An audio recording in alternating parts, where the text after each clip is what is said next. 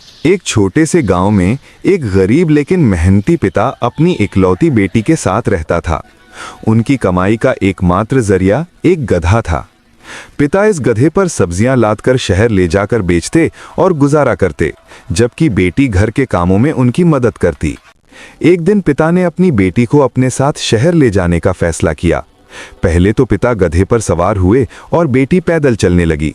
रास्ते में कुछ लोगों ने कहा, ये कैसा पिता है, खुद गधे पर सवार होकर अपनी नाजुक बेटी को पैदल ले जा रहा है। ये सुनकर पिता को शर्म आई। उसने अपनी बेटी को गधे पर बिठाया और खुद चलने लगा। आगे जाकर कुछ और लोगों ने कहा, देखो बेटी गधे पर सवार है और बूढ़ा पिता पैदल चल रहा है, इसमें कहाँ की बड़प्पन है। पिता को फिर चिंता हुई। इस बार दोनों गधे पर सवार हुए। थोड़ी दूर चलने के बाद कुछ लोग चिल्लाने लगे, ये दोनों कितने बेरहम हैं, इन्होंने बेजुबान गधे पर इतना बोझ डाल दिया है। पिता बहुत थक चुके थे।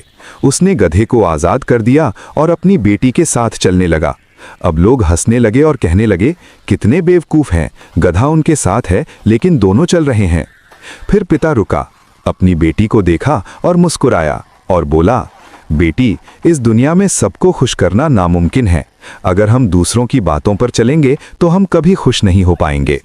उस दिन बेटी ने एक कीमती सबक सीखा कि इंसान को सही रास्ता खुद चुनना चाहिए, ना कि लोगों की बातों के पीछे भागना चाहिए।